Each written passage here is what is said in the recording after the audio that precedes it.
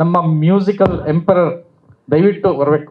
Generally ಒಂದು cinema shooting ಆದಮೇಲೆ ನಿರ್ದೇಶಕರು ಆಲ್ಮೋಸ್ಟ್ ಸುಸ್ತಾಗ್ಬಿಟ್ಟಿರ್ತಾರೆ. ಅವ್ರಿಗೆ ಇನ್ನೇನು ತಲೆ ಓಡಲ್ಲ.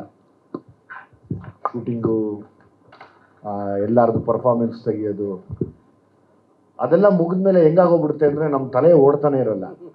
ಅವಾಗ ನಮಗೆ ಮತ್ತೆ ಜೀವ ಕೊಡೋದು ಅಂದರೆ ಮ್ಯೂಸಿಕ್ ಡೈರೆಕ್ಟ್ರು ಮತ್ತು ಲಿರಿಸಿಸ್ಟ್. ಯಾವಾಗಲೂ ಆ ವಿಷಯದಲ್ಲಿ ನಾನು ಫ್ರಮ್ ದ ಸಲಗಾಯಿಂದನೂ ಅದೆಷ್ಟು ಜನ್ಮದ್ದು ಸುಮ್ಮನೆ ಉತ್ಪ್ರೇಕ್ಷೆಗೆ ಹೇಳೋದಲ್ಲ, ಮುಖಸ್ತುತಿಗೆ ಹೇಳೋದಲ್ಲ. ನಿಮ್ಮಿಬ್ಬರಿಗೆ ಗೊತ್ತಿಲ್ಲ, ನಮ್ಮ ತಾಯಿ ಯಾವಾಗಲೂ ಆಶೀರ್ವಾದ ಮಾಡಿದರು, ನಿಂಗೆ ಒಳ್ಳೇದಾಗತ್ತೆ ಸುಮ್ಮನೆ ಇರು ಅಂತ. ಹಂಗೆ ಒಳ್ಳೇದಾಗತ್ತೆ ಅನ್ನೋದಕ್ಕೆ ನಮ್ಮ ತಾಯಿ ಆಶೀರ್ವಾದನೇ ಇವರಿಬ್ಬರು ನನಗೆ ಸಲಗಾಯಿಂದ ಕರ್ಕೊಂಡು ಬರ್ತಾ ಇರೋದು. ಸೊ ಹಾಗಾಗಿ ಚರಣ್ಗೆ ಮತ್ತು ನಾಗಾರ್ಜುನ್ ಶರ್ಮಾ ನಾನು ಯಾವಾಗಲೂ ನಿಮಗೆ ಚಿರಋಣಿ ಆಗಿರ್ತೀನಿ.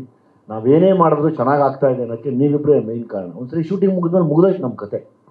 ತಲೆ ಓಡಲ್ಲ ನಮಗೆ, ಅಂದರೆ ನಂಬಾಗ್ಬಿಟ್ಟಿರುತ್ತೆ, ಗೊತ್ತಾಗಲ್ಲ ಏನು ಮಾಡಬೇಕು ಏನು ಬಿಡಬೇಕು ಅಂತ. ಅವಾಗ ನಾವು ಹೇಳಿದಾಗ ಅದಕ್ಕೆ ಬದುಕನ್ನ ಕಟ್ಕೊಡ್ತೀರ ಮತ್ತೆ ಎಲ್ಲನೂ.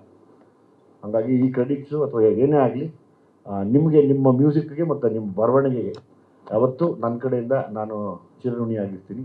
Thank you very much. Thank you sir. Thank you. ಮಿಕ್ಕಿದ್ದು ನೀವು ಹೇಳಬೇಕು. ಚಿನ್ನಮ್ಮ, ನನಗೂ ನನ್ನ ಮಗಳಿಗೂ ಒಂದು ಗಲಾಟೆ ಆಯಿತು. ಅಂದರೆ ಪ್ರೀತಿಯಿಂದ ಚಿನ್ನಮ್ಮ ಕಂದಮ್ಮ ಹಾಡಿಗೆ ನಾನು ರೇಗಿಸ್ತಿದ್ದೆ. ಏನಮ್ಮ ನನಗೆ ಇಷ್ಟ ಆಗಿರೋ ಪದ ಎಲ್ಲ ನಿಮ್ಮ ಮೇಲೆ ಹಾಕಿ ಬರ್ತಿದ್ದೀನಿ ಅಂತ. ಸುಂದರಪ್ಪ ನೀನು ನಾನು ಮೊದಲೇ ಕರೆದಿದ್ಯಾ ಅಂತ ಕ್ಯೂಟಾಗಿ ಕೇಳ್ತಿದ್ಲು. ಹೌದು, ಎಲ್ಲ ತಂದೆ, ಎಲ್ಲ ಮಕ್ಕಳು, ಎಲ್ಲ ಪ್ರೀತಿ ಮಾಡೋರನ್ನ ಚಿನ್ನಮ್ಮ, ಕಂದಮ್ಮ, ಮುದ್ದಮ್ಮ, ಬಂಗಾರಿ ಅಂತ ಕರೆಯೋದು ಸರ್ವೇ ಸಾಮಾನ್ಯ. ಅದನ್ನೇ ಬೇಸಾಗಿಟ್ಕೊಂಡು ಸಾಂಗ್ ಮಾಡೋಣ ಅಂತ ನಾಗಾರ್ಜುನ್ ಅವರು, ಚರಣ್ ಅವರು ನಾವು ಕೂತು ಇದನ್ನು ಪ್ಲ್ಯಾನ್ ಮಾಡಿದ್ದು. ಮಿಕ್ಕಿದ್ದು ತಾವು ಪ್ರಶ್ನೆ ಕೇಳ್ಬೋದು, ನಾವು ಉತ್ತರ ಕೊಡ್ತೀವಿ, ತಾವಿಬ್ಬರು ಮಾತಾಡ್ಬೋದು.